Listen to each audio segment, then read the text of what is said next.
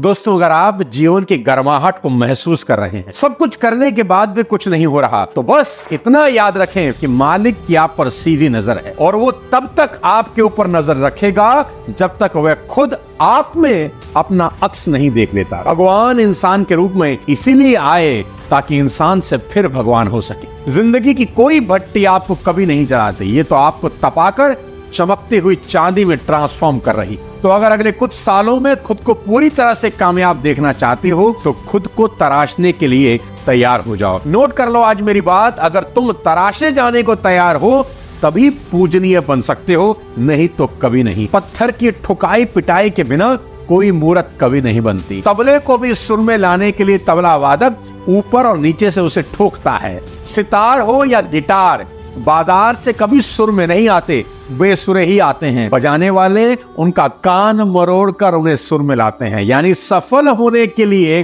तपना तो पड़ेगा। तो आज जिंदगी में आगे बढ़ने के 3 सबसे इंपॉर्टेंट सूत्र इस वीडियो में दे रहा हूं।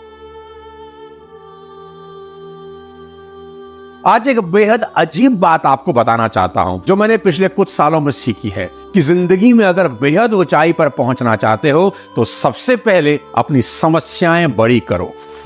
ठीक सुना आपने, अपनी प्रॉब्लम बड़ी करो। छोटी प्रॉब्लम छोटे इंसान बनाती है। आप भी सोच रहे होंगे कि सोनू जी का दिमाग कहीं चकरा तो नहीं गया। दुनिया प्रॉब्लम खत्म करने की बात करती है और ये बढ़ाने के लिए बोल रहे हैं। देखो भाई, समझो मैं ऐसा क्यों बोल रहा हूं। अगर तुम्हारी प्रॉब्लम छोटी है तो ये मान लो तुम्हारी इच्छाएं भी छोटी मोटी ही हों, और इच्छाएं नहीं है तो प्रॉब्लम तो होगी ही नहीं। अगर कोई चाह ही नहीं तो तकलीफ कैसे। लेकिन इच्छाएं जितनी बड़ी होंगी समस्याएं उससे भी बड़ी हो। देखो, अगर तुम सड़क पर सिर्फ चलना ही चाहते हो तो कोई समस्या ही नहीं, लेकिन अगर तुम मैराथन दौड़ना चाहते हो तो तुम्हारे सामने कई मुद्दे आएंगे जिससे तुम्हें निपटना होगा। अगर एग्जाम में सिर्फ पासिंग मार्क्स ही लाना चाहते हो कोई दिक्कत ही नहीं, लेकिन अगर 90% से ऊपर लाना है तो तकलीफ तो होगी। वनडे क्रिकेट में अगर सिर्फ 100-125 रन का पीछा करना है कोई दिक्कत नहीं, लेकिन अगर 400 रन चेज करने पड़ जाएं तो पसीने छूट जाएं। इन सभी बातों का कुल जमा यह है कि अगर तुमको सिर्फ जिंदा रहना है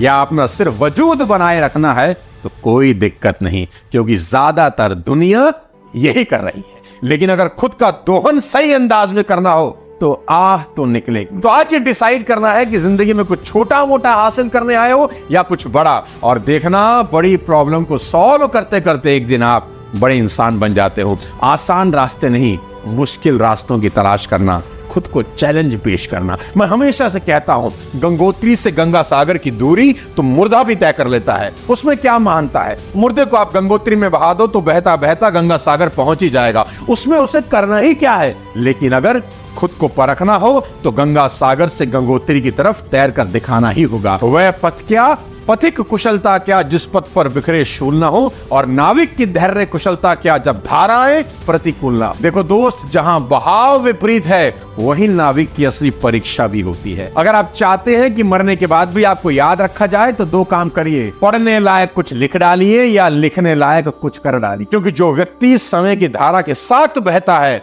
इतिहास उसे समय के साथ भुला देता है, और जो व्यक्ति समय की धारा को मोड़ देता है इतिहास में अमर हो जाता है। दोस्तों, हमारी नियति यही है कि हमने एक जैसे मनुष्य के रूप में जन्म लिया, पर हमारी कीर्ति इसी में है कि मौत के समय हम सब एक समान ना।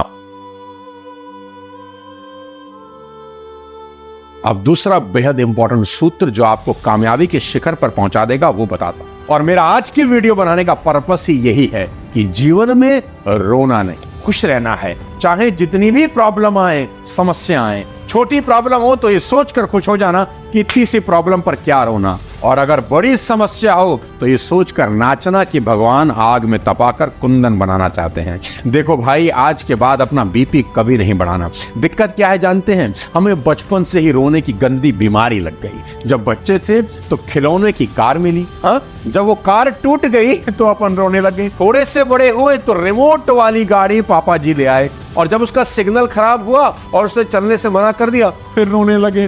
फिर आई 5 लाख की फोर्ड, उस पे स्क्रैच लगा, फिर रोए। होंडा सिटी का बम्पर टकराया, फिर रोए। फिर मर्सिडीज, फिर कुछ ना कुछ हुआ, रोता ही रहा, कभी स्क्रैच लगा, कभी बम्पर लगा, कुछ ना कुछ ड्रामा लगा रहा और अपन हर बार वैसे ही रोते रहे। कुल मिलाकर बात यह है कि हमारे खिलौने तो बड़े हो गए लेकिन हम बड़े नहीं हो। चीजें बदल गई पर हमारे रोने का स्वभाव नहीं बदला। बस आज से ये बचकाना बंद करना है, रोना नहीं। जो अपने मन का हो तो अच्छा, जो अपने मन का ना हो तो और भी अच्छा, क्योंकि वो उसके मन का हो। जीवन को खेल ही मान और चीजों को खिलौना। और याद रखना, खिलौने सिर्फ एंटरटेनमेंट के लिए होते हैं। किसी भी खिलौने के लिए कभी आंसू मत बहाना, क्योंकि आपके आंसू से ज्यादा कीमती कोई खिलौना नहीं। प्रॉब्लम छोटी हो या बड़ी, वो आपको बड़ा करने ही आती है। जिम रॉन का एक बहुत शानदार कोट है जो मेरी जिंदगी में बहुत काम आया। Don't wish for less problems, wish for more skills. Come problem आए ऐसी दुआ नहीं करना, ए ईश्वर मुझे ताकत दे कि इनको सॉल्व कर सकूं, ये दुआ मांग। और आज के बाद टेंशन लेने का नहीं। एक बहुत बढ़िया बात सुनाता हूँ। मेरा एक दोस्त है जिसके घर पर एक बहुत बढ़िया स्टैचू था। एक दिन उस दोस्त ने उस स्टैचू को उठाकर फर्श पर पटक दिया, तोड़ दिया। मैंने पूछा, भाई ये क्या कर रहा है? तो बोला, सोनू भाई, पिछले 12 साल से इसको देख रहा हूँ, ये मुझे रोज टेंशन देता है कि कहीं टूट ना जाए, गिर ना जाए, इसकी वजह से साला रोज टेंशन में रहता हूँ। तो मैंने सोचा आज इस टेंशन को परमानेंटली खत्म कर दूं। खुद ही तोड़ दिया ताकि मन में शांति तो रहे। अब आराम से मस्ती से जीऊं। और इस वीडियो के आखिर में जीवन में सफल होने का तीसरा और सबसे आसान मंत्र दे रहा हूं, और वो है सब्र रखना। धीरे धीरे रे मना, धीरे सब कुछ होए, माली सींचे 100 घड़ा, ऋतु आए फल। कुछ चीजें हमारे फड़फड़ाने से जल्दी नहीं हो जाती। जिसको होने में जितना समय लगता है उतना लगेगा ही। बच्चा अगर 9 महीने में होता है तो 9 ही महीने लगेंगे। मेरे आपके फड़फड़ाने से 5 महीने में तो हो नहीं जाएगा। और किसी को तरक्की करता देख तो बिल्कुल भी इम्पेशेंट मत होना। याद रखना, जो लोग जितनी तेजी से ऊपर जाते हैं, ताश के पत्तों की तरह भर कर गिर भी जाते हैं। एक पुरानी कहावत है कि रोम एक दिन में नहीं बन गया, अगर वो एक दिन में बन गया होता तो अगले दिन धराशायी भी हो गया होता। और ये भी याद रखो, जहां तुम्हारी जिम्मेदारी खत्म होती है, भगवान की जिम्मेदारी वहीं से शुरू होती है। बस अपनी जिम्मेदारी निभाकर सब्र रखो, अपने बेस्ट एफर्ट लगाकर उस पर छोड़ दो, वो आपको मायूस नहीं करे। किसान ने खेत में हल चला दिया, बीज बो दिया, पानी खाद सब डाल दी, अपनी जिम्मेदारी पूरी करके उसे अब सब्र रखना है, क्योंकि अब उसकी जिम्मेदारी शुरू होती है। मैं हमेशा कहता हूँ, कुदरत आपकी मेहनत का जर्रा भी जाया नहीं करती।